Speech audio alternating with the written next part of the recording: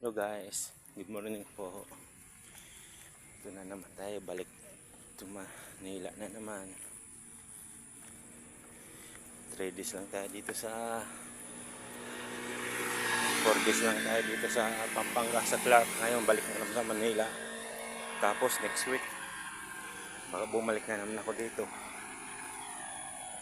Ayun yung bahay na ginagawa namin. Kami nakakuha na ang electrical dyan. Medyo minamadali na. Kaso kakabit ako ng ilaw sa Manila guys. Kaya biyahe tayo ngayon. Dapat kanina pa. Kaso napasarap ang tulog. Kaya ito, maglalakad muna sa sakayan. Malayo pa naman tong lakarin na to. Wala tayong pera pang taxi. Sakto lang na pamasahe. At sahod naman na bukas.